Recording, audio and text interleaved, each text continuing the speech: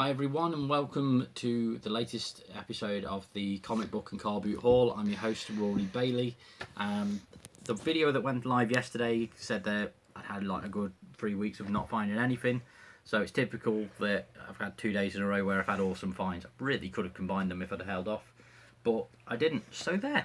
So anyway, today I went to Ripley, I did a stall, I sold a load of comics, sold a load of graphic novels, sold some consoles, that sort of things, and most importantly sold a couple of my own comics there, which I'm pretty chuffed about because I was asking more for those than the Marvel stuff. So the fact that people actually had a read of it and flicked through it while they were there and ended up picking it up is pretty sweet. So yeah, I got some really cool stuff. I'm gonna go through them now. Mainly a pile of comics and a pile of graphic novels. So I'll go through the comics first. And I've got issue 1 here of Justice League Rebirth, which is when DC Comics decided they were going to relaunch the whole universe following the New 52, because a lot of people complained about New 52 and wanted to go back. So even though it's Rebirth and it's an issue 1, it's taking everything back to how it was before the New 52, because fuck it, why not? The next thing we've got is one that I'm really looking forward to reading, which is Marvel Comics 1000 by Garth Ennis. And this is something that I've never actually heard of before, but obviously Spider-Man story, it's got Spidey on the front, it's got the whole Tangled Web thing going on there, so it's blatantly a Spider-Man story, but I've never heard of it, so I'm looking forward to having a read of it and seeing what it's like. Next one, I remember reading as it came out when I was young, or thereabouts. It might have been a couple of years after, who knows, because it's from '92, and this is Nomad issue 1. Nomad was an identity that Captain America, the original Captain America, Steve Rogers, took on when he didn't want to be the captain anymore, and so he did the identity of Nomad. This was like an edgy retooling of that character, and this is a guy called Jack Monroe, who was also Steve Rogers' partner during the 80s, and so that's where that story comes from.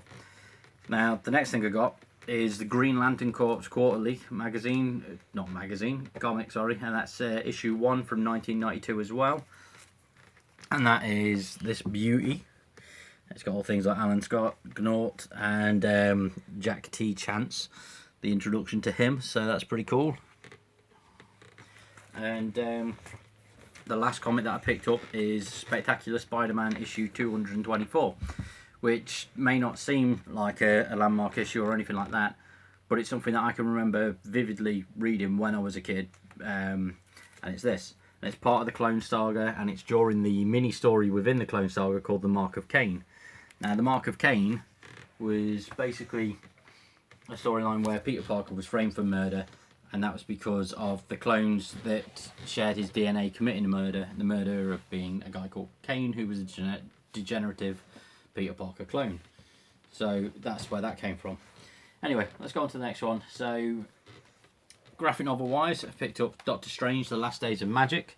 This is one of the UK graphic novels, hence the spine being like that and such, but I'm really looking forward to having a read of it. It's something that I haven't read before, it's something that I've heard good things about as well, and it's by Jason Aaron. Jason Aaron's always been a great writer, so I'm looking forward to having a read of it. The next thing I'm going to show off, it's in bad condition because it's all crinkly as you can see and stuff, but it's Ultimate Fantastic Four Volume 6, Frightful.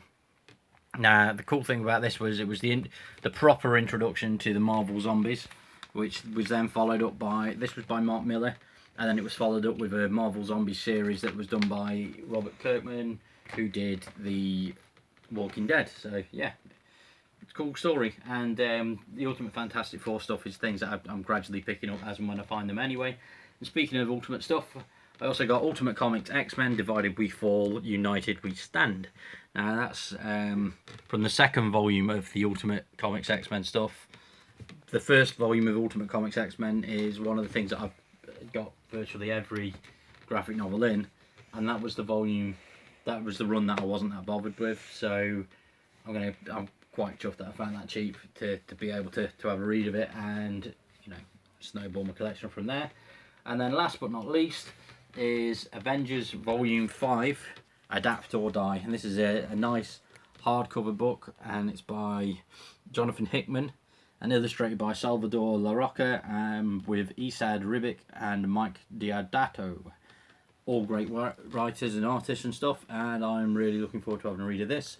This is in the fallout of the Infinity event and was building up towards Secret Wars, so yeah, decent US hardcover, and I'm looking forward to seeing it, to having a proper read of it. So yeah, so that's everything that I found today. That's it really. It's pretty much the end of the video. Thank you for watching. Please don't forget to subscribe and like and share and all that sort of stuff. Thank you.